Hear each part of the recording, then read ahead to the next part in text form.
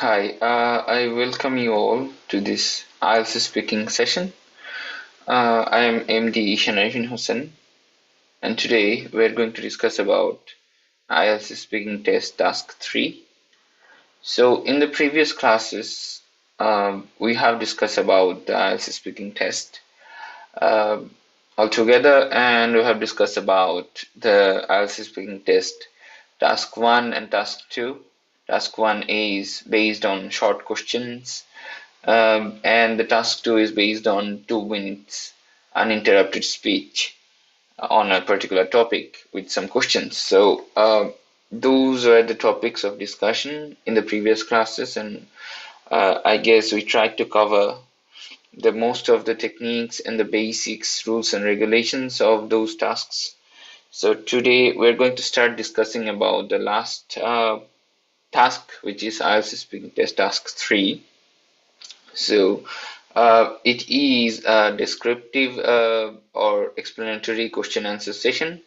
So here you are expected to answer your question broadly rather than shortly compared to the IELTS speaking test task 1. So I hope that you guys can understand and differentiate between the two objectives of two different tasks, which is IELTS speaking test task 1 and IELTS speaking test task 3.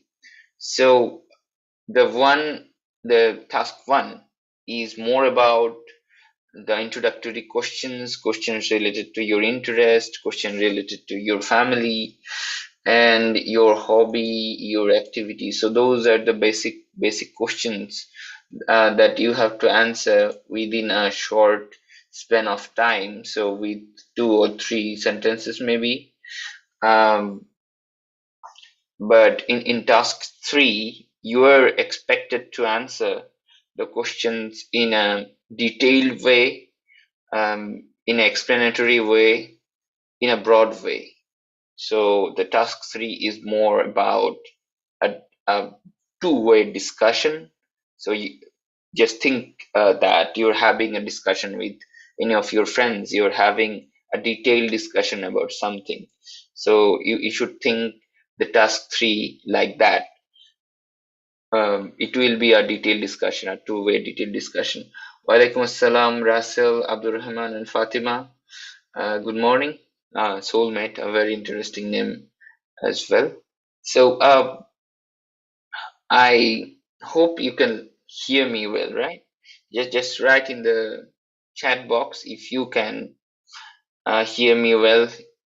If I am audible to you guys, you can write in the chat box that yes, I am audible. So I'll be waiting for your feedback there as well. So I was talking about the IELTS Speaking Test Task 3 and the differences between the IELTS Speaking Test Task 1 and Task 3. The Task 2, which is a completely different section, the Task 2 is the uninterrupted 2 minute speech regarding a topic of discussion, and the topic will be chosen by you like a lottery system. So you have to choose a cue card, then you have to um, go through that topic of the cue card for 2 minutes. So, alaikum assalam, Umar Zani. So, the fact is, the task 2 is completely a different task because here in the task 2, you're not going to have any kind of conversation. But in the task 1 and task 3, you're expected to do conversation with the examiner. So the examiner will be asking you questions and you will be answering those questions as well. So, but the main difference between task 1 and task 3 is that in task 1, you'll be asked short questions and you are expected to answer within 2 or 3 sentences.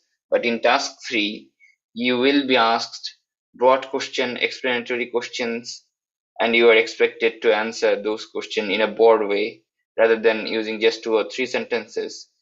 You are expected to generate more sentences for that answer as a way of discussion.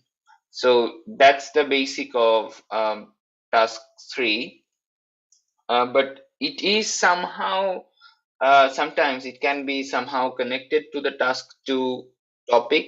So as the task 3 comes after task 2, so when you are done with your task 2, you had a particular topic in your task 2 from your cue card. So you had discussed about that particular topic. Now, when you are starting your task 3, the examiner may ask something related to your task 2 topic of discussion. So that's one thing to remember. So the examiner may ask something related to your topic of discussion in task 2. So they can start by asking that type of question, or they can completely ask a different question. But most of the times, I can tell you from my experience, most of the times the examiner asks something in the task 3 which is related to the task 2 topic of discussion at first. So they may start asking the questions of the task 3. uh, just the questions will be related to the task 2 topic of discussion. So that's the most probable case, but this will not happen every time. But just keep in mind that you will be asked some questions from your uh, task 2 topic of discussion. You may. So that's one thing to remember. So can you guys hear me well or not? Just write in the chat box if you can. If I am audible to you guys, just I'm waiting for your feedback. Then after getting that feedback, I'll be moving towards the slides. I'll be opening some slides. Okay, let me open those slides as well just now.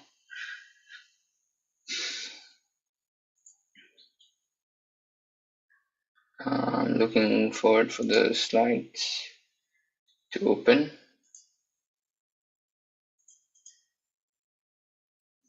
I have also opened the slides now. Just let me know if you can see the slides and am I audible or not. So after getting your feedback, Walaikum Assalam, Shishir Ahmed. Okay, Arjakala, thank you.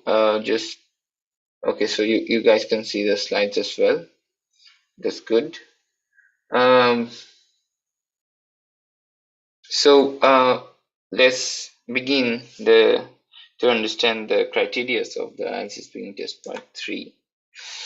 So in part 3 of the speaking test, the examiner will ask further questions which are connected to the topics discussed in the part 2, as I have told you earlier. But this is the most probable case, but they can ask different questions.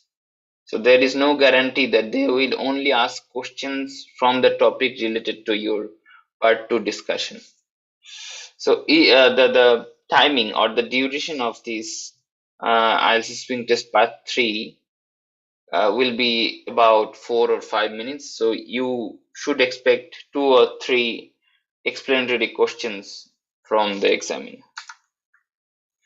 So let's discuss about the common question types of IELTS speaking test task 3.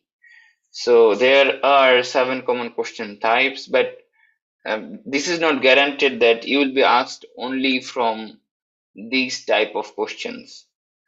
These are the most common questions, but again, in IELTS, nobody is going to give you guarantee about anything. If they give you guarantee about a particular topic, they're lying. So I don't want to lie. These are the most common topics of the IELTS speaking test task 3. So, but you might get a different one. The first topic is the opinion based question. What do you think about a particular thing? So you have to answer using your opinion and using proper examples. So the first type is the opinion based question. They will ask about your opinion. The second type is evaluate. So evolutionary question, that you are being asked to judge or evaluate some others' opinion. So that's the evolutionary questions. Then future. These questions are more or less futuristic questions, that what do you think what will happen in future if this happened, or for this cause what will happen in future. That's the question regarding future. Then cause and effect. I guess you are already familiar from your writing module. Then there will be cause and effect essays to write, and this is cause and effect question in IELTS speaking test task 3. So what caused a particular thing, and what are the effects of that particular thing. So these are the causes and effect type of questions. Hypothetical question. This is very interesting and maybe a bit tough to discuss. Ummehane, good morning. Jubaid, good afternoon. Ariful, you're most welcome, Ariful. So hypothetical questions is can be a bit tough to discuss, because in hypothetical question the examiner will ask you that, imagine you are this, now what to do. Imagine you are a young boy. Imagine you are a man of 60 years old, 60 years of age. So what do you do then? So this kind of hypothetical question, the examiner will give you a scenario, imaginary scenario, and you have to answer from that perspective. So this kind of question is a bit tricky. Compare and contrast. So you have to talk about some differences and similarities about something. So that's another type of question. And the past. So like how things were used to be in the past and how they have changed in the present. Maybe they can ask you how you guys used to socialize when there were no internet, no Facebook. So they might be asking you a question regarding the past. So these 7 common questions um, can be asked during the IELTS listening test task 3. So these are the question types. These are not the questions. But think about this type. Just look at these types. That these are the question types that are very common in the IELTS speaking test task 3. So let's start with the opinion-based question. So as they are trying to get your opinion on anything, how should you start answering the question of IELTS speaking test task 3, which is opinion based? Shishir, thank you. Thank you. And Asma, good afternoon. Plethora is a good word. Uh, a very nice word to use. You should use it in the exam as well. One thing. So one thing to notice here in the IELTS speaking test opinion based question, how to answer that question. Uh, so you should use a variety of sentences. So you should prove to the examiner that you know different words. All right. So you can say that as I see personally, for me, you can start like this. I think that, or for me, you can start giving your opinion like this. But if you are so certain about something that you're giving opinion to, you can start with that. I'm so certain that, I'm sure that. You can start like this. Maybe they have asked you, do you think uh, people in South Asia are being more careful um, in take caring their parents? So that's the question. Maybe you're feeling very strong that yes, South Asians take good care of their parents, comparing to the rest of the world, then you can start answering the opinion based question like this: I am certain that, I am sure that South Asians take care of their parents better than better than the rest of the world. So you can start like this.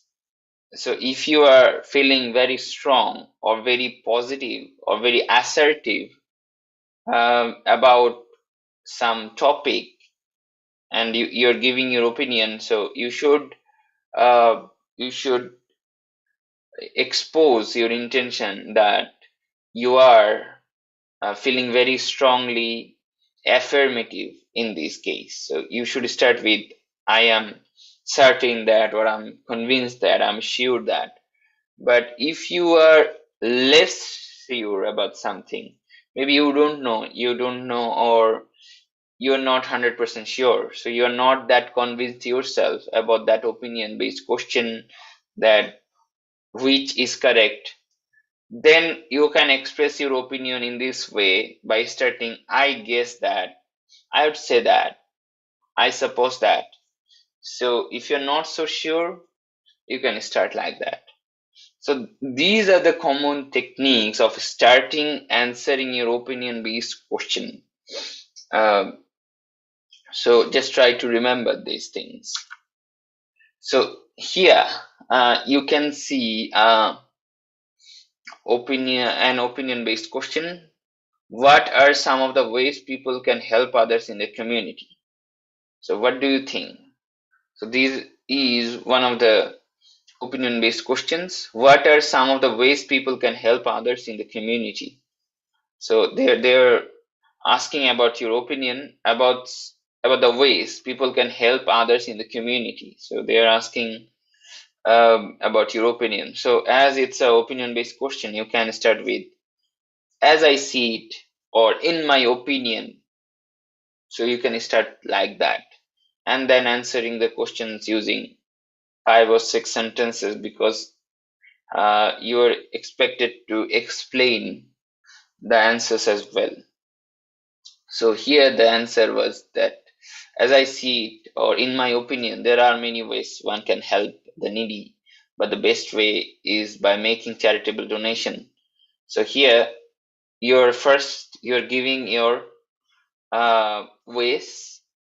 So as they're asking about the ways to help others in the community, so you're starting with that, in your opinion, or as I see it, or personally, I think there are many ways that one can help the needy, but then you are expressing your own opinion that the best way is by making charitable donations.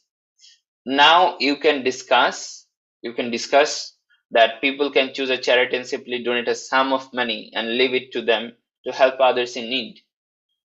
So you are giving your reason, you are giving your opinion, you are discussing about that, then which is most important, do not forget that while answering the questions of the assessment test task 3 is to give examples. So do not forget giving examples. So examples are very important. Here they have started giving examples by this. For instance, so whenever you are giving the examples, you can say, for example, for instance, you can say that. So you can glorify the start of the example by this. For example, for instance, this is also an indication that you are giving an example. So if you give this kind of indication, the examiner will think that yes, now you're starting giving an example. So this will be good for your band score. So whenever you're trying to give any kind of example, you can start saying that for instance, or for example, you can start saying that. So here, for example, or for instance, I recently gave money to an orphanage. I don't have time to help them personally, so I'll leave it up to them and them to use the money as they see fit. So you have given an example of the way people can help each others in the community. So uh, just think about the structure of this answer. Here you have started, because they have asked your opinion, you have started with as I see it, or in my opinion, um, personally I think that there are many ways one can help the needy. So you have started with that words, with those words that indicate that you are giving your own personal opinion. Then you have given your opinion, you have discussed your opinion, then before finishing your answer you have also given an example. So just try to learn the sentence structure, not the sentence. So you must not memorize this answer, because you don't know uh, which question you are going to get. You don't know about the questions, but try to learn the sentence structure, how to answer this.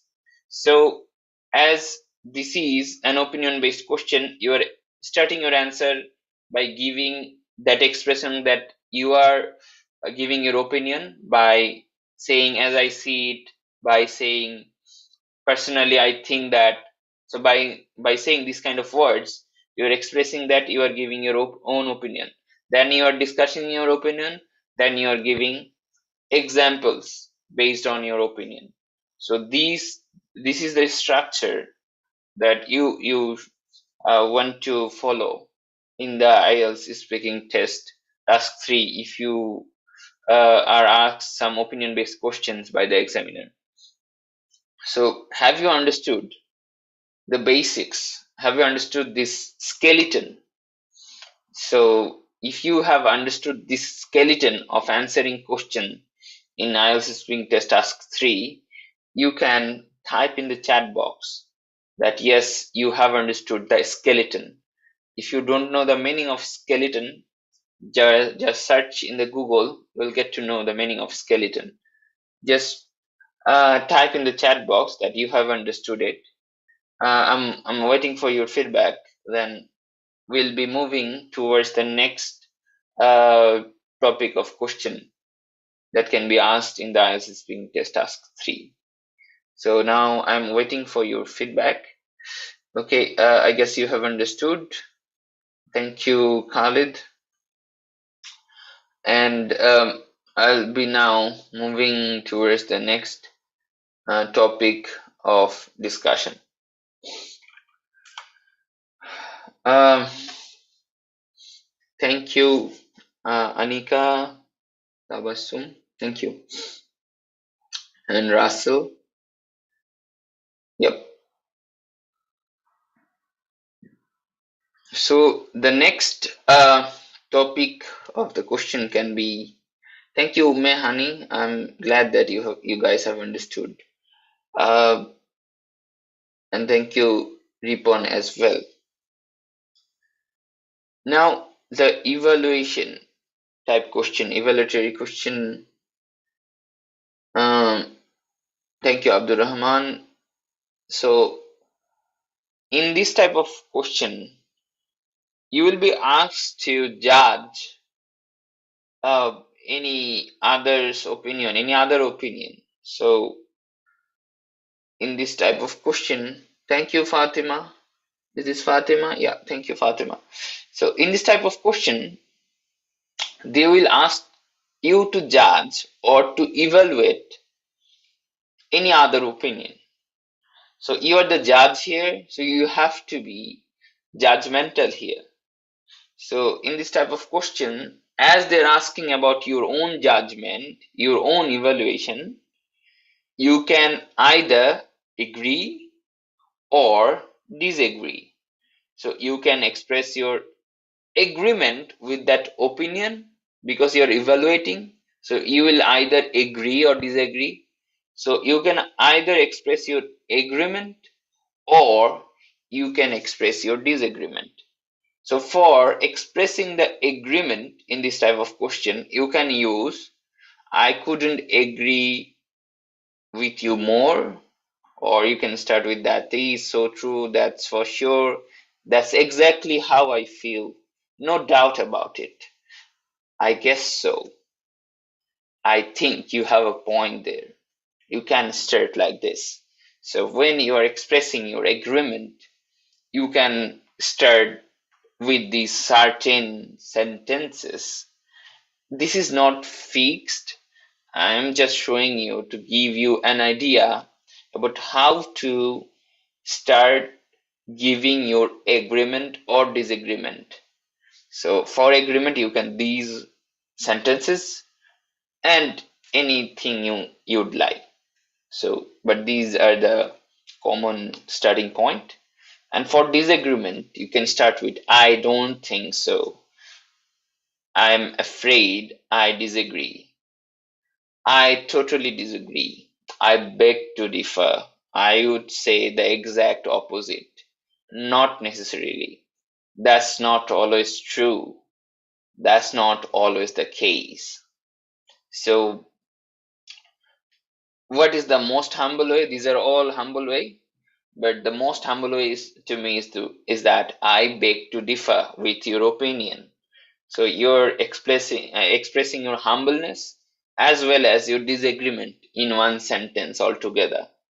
That I beg to differ with your opinion, or I beg to differ with this opinion. So you can start like that and start expressing your disagreement on a particular topic.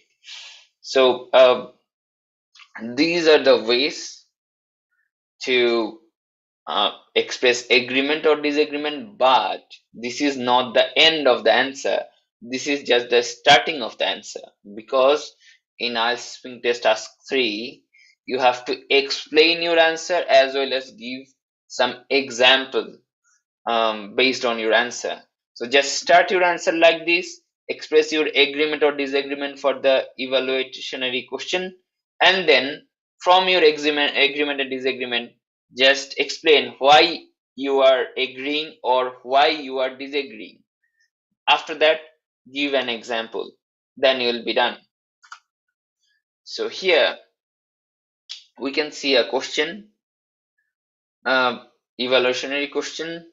Some people say that people helped others more in the past than they're doing now.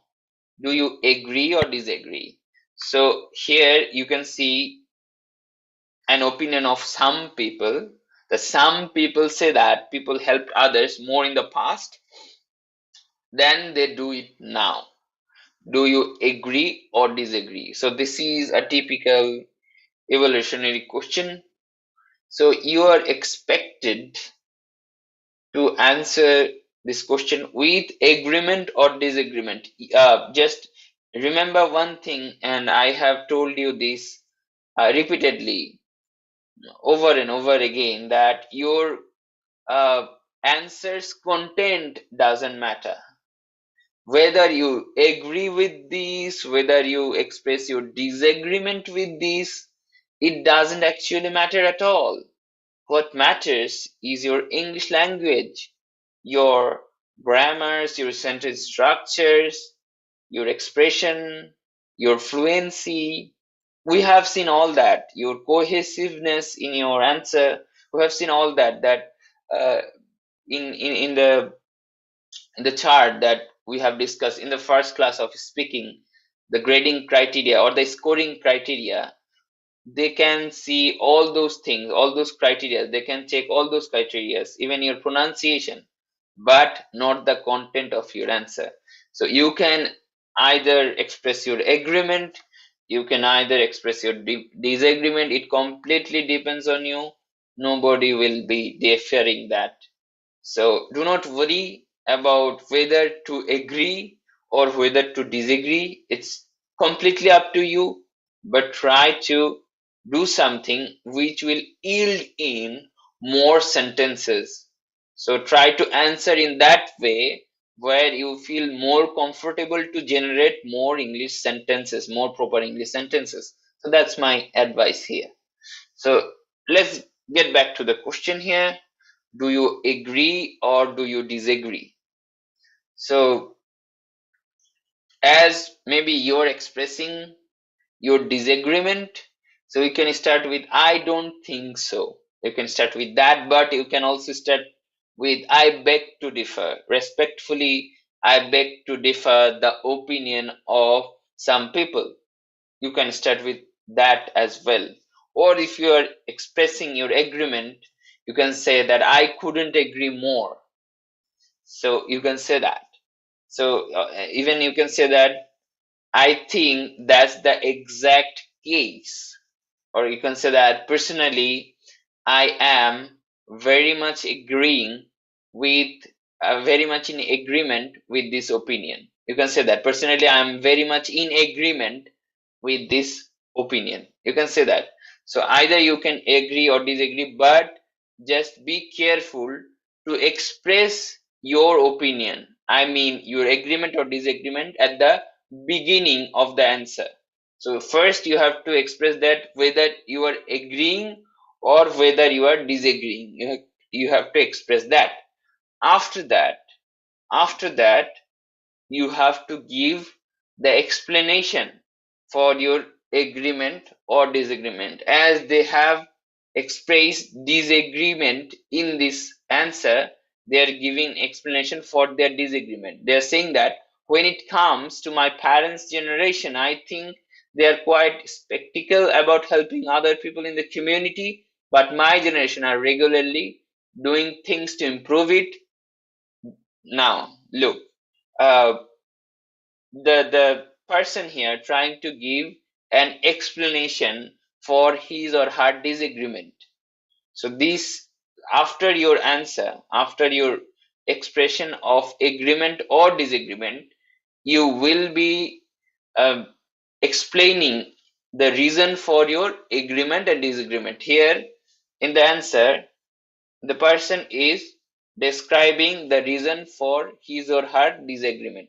Then do not forget to give examples after the explanation. Give examples. Here also we can see the examples. Uh, they have started like this, such as volunteering for various environmental and charitable organizations. Young people are actively encouraged to help out in the community, and I don't think this happened in the past. So I'm afraid I would disagree. So after giving the example, starting with such as, you can also use for instance or for example. You can also use those words. You can use such as well. But after giving your example, you can end answering your question by again expressing your agreement or disagreement. So you have started the answer with your agreement and disagreement, and you're ending your answer with again stating your agreement or disagreement. So you have started with that I don't think so, or I beg to differ with this opinion, then you're again ending it with so that's why. You can say that's why, that is the reason I have expressed my disagreement. That is the reason I have expressed my disagreement. Or here they have written that, so I'm afraid I disagree. So start with your agreement or disagreement. Explain the reason for your agreement or disagreement. Give examples, and then end again with expressing your previous agreement or disagreement. So that's the skeleton of this evolutionary type of question, where you have to evaluate your evaluate someone else's opinion. So um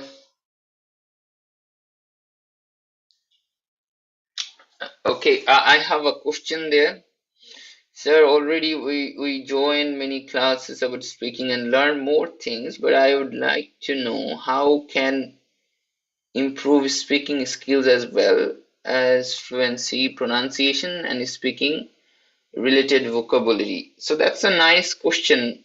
Uh, well, this is a IELTS speaking class, so I am trying to teach you the IELTS speaking tasks which are required, and the tips and tricks how to go on with the task of IELTS speaking test. But if you want to improve your fundamental skills, that's I guess a bit of different thing from this class. That's not my objective of this class. My objective of these sessions is to teach you regarding particularly IELTS speaking.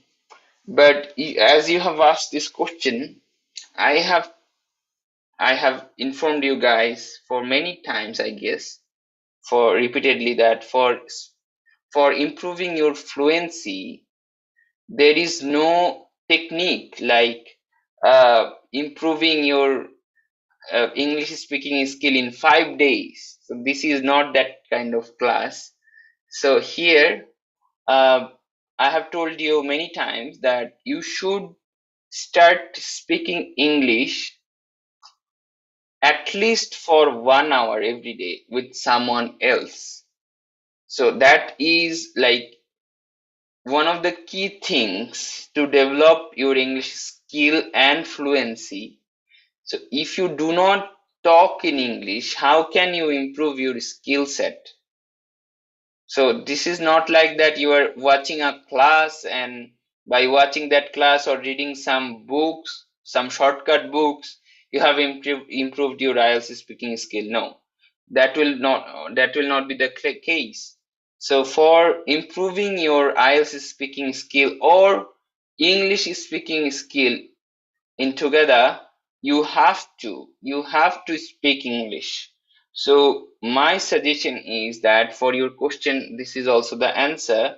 For improving your fluency and speaking skill, it is very much needed to talk or to speak in English for at least an hour each day of your IELTS journey. So that's the first suggestion.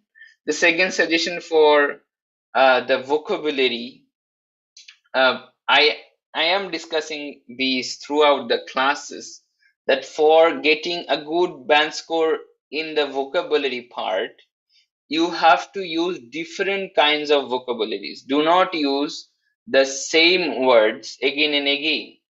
So you don't need to use that much vibrant words. If you are looking for only 6 or 7, only speaking in different words will do that. But if you're wanting to get, if you wish to get like something like an 8, you have to use different kind of phrases and different combinations of vocabularies. So that's true for everybody. Do not use same word again and again. So but using the words we use in our daily life, it will not harm you. If even if you take a look at this answer in your slide, I guess most of you can understand the words written here. As IELTS is a test of your regular English speaking skill. If you just answer them with regular words, that will not create any problem. But try to use some phrases here and there, and do not use the same words over and over. So that is expected, that you should not repeat yourself. So you should express to the examiner that you have a broad range of vocabulary.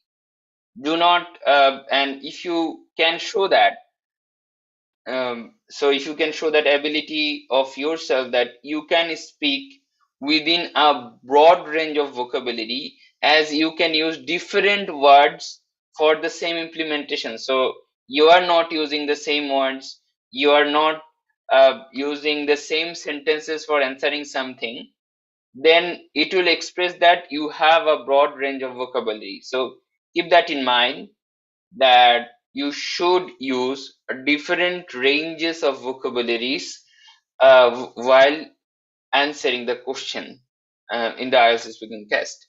So that's another suggestion. So how to improve that? How to improve your set of vocabularies? That's a very difficult task, I would say, because I do not encourage memorizing. So I have been telling you this since the first class. I do not encourage memorizing. So for improving vocabularies, you should read the magazines, the English magazines. You should take a look at the BBC News as well, and the English movies will also help you to improve your set of vocabularies. So if you start watching this, if you start reading English magazine from today, have you done so? I don't think. So you should start reading English books, or for your entertainment, it can be a English magazine as well. You should start reading English magazine, English newspaper from today. So while you're going through the words in a English newspaper, you will find many words that you do not know the meaning of. Then you can find that particular meaning of that particular word. For that, you will not need to be memorizing the meaning of that word. Rather, for your requirement to understand that particular news, you have to understand the meaning of that word. That's how you will be improving your range of vocabularies. New words will be added to the tally of your vocabulary set. So if you go through the English newspapers, English magazine, even if you want to hear the BBC News as well, you will be hearing some of the words that you don't know the meaning. Then, if you try to find out those meaning of those words, you will be adding new words in your vocabulary set. No doubt about that. So that's one of the techniques to improve the range of vocabularies, but this will take time. This is not a shortcut game. This will take time. So start doing that. That's my opinion. That's my suggestion, and uh, you may be benefited from other techniques as well. I don't have any problem with that. But this is the most natural way to improve vocabularies, in my opinion. So try to read English newspaper, English magazines, and try to watch English news as well. These will naturally help you to learn a language. So language is not about memorizing. For example, I can give you example about toddlers or babies, how they learn a language. A baby learn a language from the environment. You do not teach a language to a baby, and you do not tell a baby to memorize words. A baby who has just born, he or she, whoever it is, it will learn from the environment. It will learn the sentences, the words. It will catch the sentences and the words uh, that is being told uh, outside in the outside world. So like this is the natural process of learning a language. As we're learning English from our childhood, we do not need any more memorization. In my opinion, you are allowed to learn from your environment. So create an environment where English is the medium of instruction. For example, English magazines, English newspaper, English news, English movies, English dramas. Then from that environment, try to learn. But you will be not learning as a baby, because your learning rate is lower than a baby. So when we born as a baby, we have a greater uh, learning ratio, greater learning capability, but we cannot learn like that.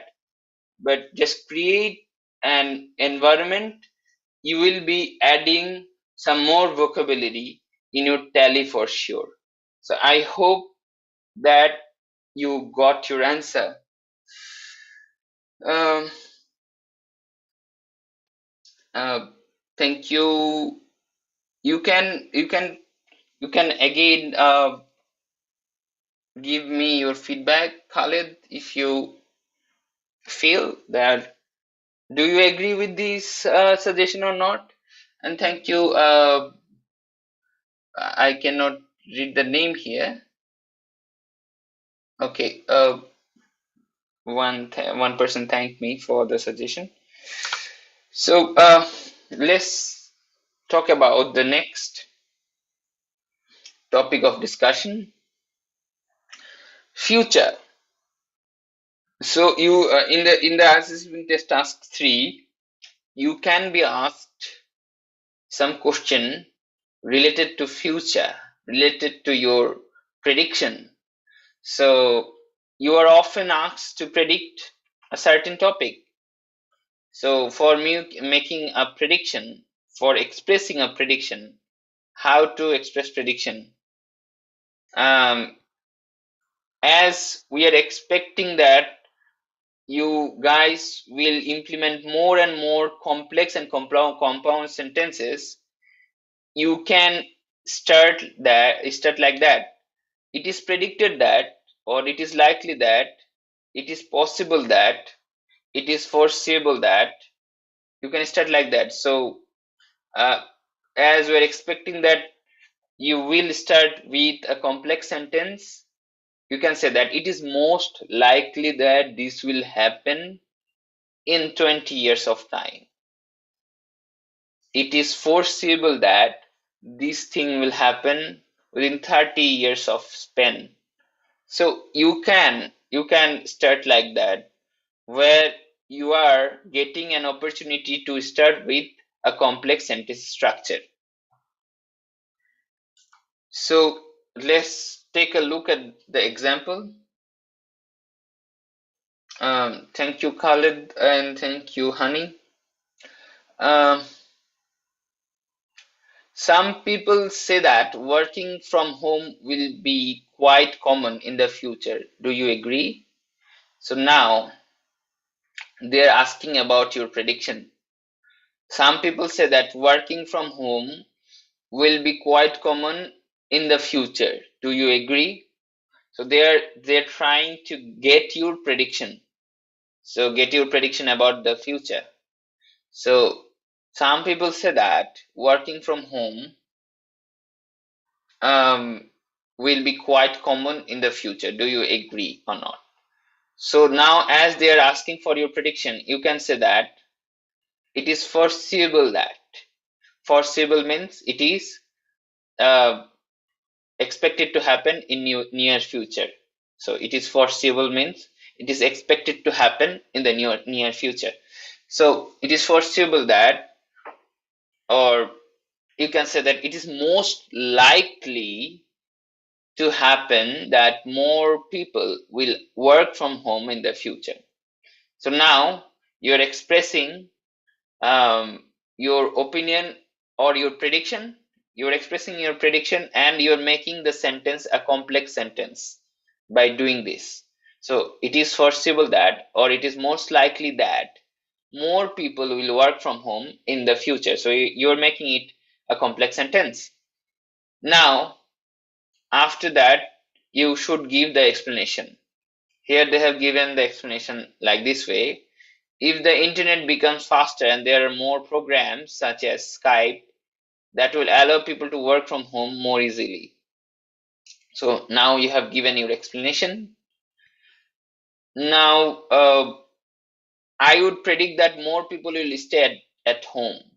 Because you're predicting, you should say this, that you are predicting in most of the cases of your answer. So whenever you are starting a sentence, because you're predicting, you should mention that you are predicting, because you're talking about future, you're talking about prediction, you're not talking about the present or the facts. You're just guessing. So whenever you are guessing, you should tell that you are guessing or you are predicting. So I would predict that more people will stay at home. If you think about it, most people do not need to be physically present to do their jobs, and I envisage that face-to-face meetings will be a thing of the past. So now you are literally predicting things, and whenever you are predicting, you are saying that you are predicting. So for answering the questions of the future, you should state the predictions or the words for predictions um, as much as possible. So that's the way to do it. Then thank you, Advocate Khaled. I'm glad that you know what to do, but I wish you best of luck, and I think you all can learn. You all can improve your vocabularies. Even this session, you are listening to me for about an hour, and you are listening different sentences, different words. Don't you think that listening to English is helping you guys to improve your vocabulary set? Just maybe I want to ask you this, and please write on the chat box. Have you learned any new words today? Have you learned any new words today in this session? Have you learned any new words? Just be honest. If that's not the case, you can write that no, I haven't learned any new words. Or if that's the case, that you have learned at least one new word today, you can write that down, that yes, I have learned one new word today. You can write that down. And even if you haven't learned anything, you are still listening to English, and this is helping you unconsciously to understand English well. So this is the thing about language. The thing is that even if you're not conscious enough to understand that your listening ability is improving, but actually by hearing to the English language, your English language ability is unconsciously developing. So that's the fact. Okay. Thank you, guys. Tasneem Begum, Shishir, Abdul Rahman, Fatima, Russell. Okay, thank you. I'm happy that you have learned something, some new words, but if that's not the case, no problem. Uh, because I am talking with you in a very generic manner, I try to use basic English words so that you can understand my lecture, as some of you were facing difficulties to understand the lectures in English, and the lecture is in full English. So I will give you guys credit that you are understanding a lecture in which medium of the medium of instruction is English. So maybe this is the first time for some of you. The medium of instruction is English in your lecture. Maybe this is the case for some of you for the first time. So I'll give you credit that you are understanding the lecture in English. So this is your credit, and you should feel good about that. And you should feel that you are capable of understanding English because you are following my instructions, you are understanding my instructions in English clearly. So I would like to congratulate you guys, and I think you are doing very well and following the English instructions carefully. You are being capable to answer the questions as well in the chat box. So that is something that I admire. Even I can say that most of the people in this world do not understand English in that level that you are. So you guys are already in the segment of, or in the bunch of people who understand English well. So you understand English well, as you're being able to understand my instructions in English, and you're being able to follow the class, follow the lecture. So I am 100% certain that you are capable enough to understand basic English. So that's a good thing, and I would like to congratulate you for that.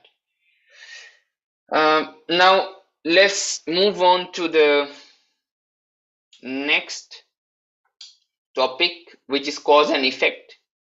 here maybe you also may be asked to discuss what has caused a certain situation and what are the effects of that. So this is a cause and effect question. So because, so you have to talk about the cause and talk about the effect as well. So you can, because you are talking about a cause or you are talking about a reason, you can start with because, caused, consequently, led to, resulted in, and then for describing the consequence or for describing the effect, you can say that as a result, as a consequence, due to, means that. You can use these sentences or these words. So I'll show you, maybe this is confusing for you guys. It will be more clarified in this answer. How does advertising influence what people choose to buy? So how does advertising influence what people choose to buy? So they're trying to get an answer for that particular cause. How does advertising influence people, what people choose to buy? So you can start answering that. I think advertising has a big influence on what people purchase and often leads to, or this is the part where you are saying the cause often leads to. Here the cause is advertising, and they're asking about the effect, the influences on what people choose to buy. How does advertising, so this is the cost part, advertising is the cost. How does advertising influence what people choose to buy? Choosing to buy something is the effect of that advertisement. So advertisement is the cause, and people choosing to buy some things based on that advertisement, this is the effect of that advertisement. So here advertisement is the cause, and people choosing to buy thing because of that advertisement, so this is the effect of that cause. So now you're clear about the cause and effect, so they're trying to um, get the answer how this happens. So I think advertising has a big influence on what people purchase and often leads to them always sticking with the same brand. So uh, you can uh, you can implement different kind of words here as shown in the previous slides, that resulted in, caused, led to, consequently, you can say like that, and often resulted in sticking with the same brand. So instead of using leads to, you can use resulted in. So you can use this kind of words, or you can completely change the structure of the word. You can completely change the structure of this answer, like how does advertising influence what people choose to buy? I personally think that advertising influences people to buy things because advertising helps to grow a positive intention in people's mind. So you are using because here. Maybe you are changing the structure of the sentence. You are using because for the cause. Uh, and you can use this as well, like resulted in, cause, led to, consequently. Here they have used leads to, and I have given you example using because, but you can also use resulted in here. So I think advertising has a big influence on what people purchase and often resulted in always sticking with the same brand. You can also use resulted in. So use this kind of phrases for showing that you are discussing about the cause and effect. Then after that, after explaining the cause, you can give any kind of example. Giving example is very necessary and very significant for the answers. For example, you're saying that this is the example. For example, or you can also use such as, you can use for instance. You can use for instance, for example, whatever you like. For example, I always drink Coca-Cola and I believe this is because I grew up watching all those ads on TV, and instinctively buy as a result. So again, you are using the because. So even in your example, you are explaining the cause and the effect. So try to think about the whole skeleton of this piece of answer. You are answering it with the cause and effect in mind, and then whenever you are giving the example, you are stating the cause and effect as well. So do not forget to state the cause and effect even in your example. So whenever you are giving the example for an cause and effect question, do not forget to give the cause and effect in the example as well. So here they have also given the cause and effect in the example. Here they have started the example using, for example, I always drink Coca-Cola and I believe this is because I grew up watching. Here the because is the cause, because I grew up watching all those ads in on TV and I instinctively buy it as a result. So as a result is the effect. So try to use this cause and effect technique whenever uh, they have asked you regarding the causes and effect. So these are the criterias of answering the cause and effect questions. But you can, I can assure that you can use anything else, whatever you like, whichever structure you want to follow, you can follow. There is no rule, there is no limitation, there is no boundaries of the answer of the IELTS speaking test. So these are the ways just to help you, just to remind you about the ways, but these are not the fixed way. You can answer using anything you want. You're free to answer using anything you want. But just remember that after the explanation, you should give example, and you should always use complex and compound sentences wherever is possible. So if you follow that basic thing, that for answering you are using the complex and compound sentence structure and you are giving examples for your answer in the IELTS speaking test task 3, that will be enough for getting a decent band score. uh, so that was it. Will be not going, or will be not discussing further. So in the next class we'll be doing that. And after that class I am expecting that we can, or we'll be able to arrange the two-way discussion classes, that you can be you can be able to join the Zoom meetings.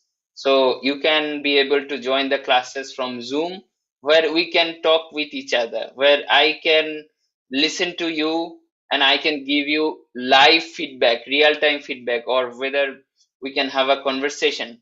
So I'm looking forward for those classes, because in the YouTube chat box it becomes somehow difficult to take your feedback or to understand your English speaking level. So those classes will help us to get to know each other and to get real feedbacks as well. So I'm looking forward for those classes, and in the next class I'll be discussing about the IELTS speaking test task 3 as well, and we'll be ending about IELTS speaking test task 3. So after that class, I guess the next class or the class after that, we'll be having the opportunity to meet in Zoom and uh, do the one-to-one conversations. So I'm looking forward for those classes as well. And thank you very much. Today I will be discussing about the homework. Have you guys submitted the previous day's homework? It's I guess not. Have you guys submitted previous day's homework? I guess not, because I have checked the Facebook group. Most of you have not done that yet. So try to submit the homeworks. Today your homework is try to answer any opinion based question. Try to answer any opinion based question you would like. Just find an opinion based question of IELTS, try to answer that. So try to answer any opinion based question in a video. So that is your homework for today. But most of you guys are not very interested to do your homework, because I have checked the Facebook group and most of you haven't submitted your homeworks yet. So that's a matter of concern. Just try to spend some time on the homeworks. That will improve yourself, that will improve your English speaking skill as well. So and the class after the next class, maybe I'm not sure, but maybe we'll be able to join in Zoom altogether and we'll be able to conduct a direct class to understand your English speaking level. So be prepared, because we'll be um, giving you task regarding the IELTS speaking test, task 1, task 2 and task 3, and we'll be taking the feedback from you guys like a real class from in those classes. So be prepared and just go through the rules and regulations of IELTS speaking test, task 1, task 2 and task 3 that I have already instructed you, that I have already suggested you. Just go through those tips and tricks and be prepared for your for the next classes. So I wish you all the best. And do you have any question? If you have any question, you can write in the chat box right now. I am willing to answer that question. Otherwise, I will end today's class. So if you have any question, just write in the chat box. And I'm waiting for any question, any related question. So I guess, do you have any questions? I guess not. I don't know if you have any questions or no. So if you don't have any questions, I'm going to end this session. Maybe you don't have any questions, so all right. I wish you best of luck, and I'm hoping to see you in the next week. Allah Hafiz.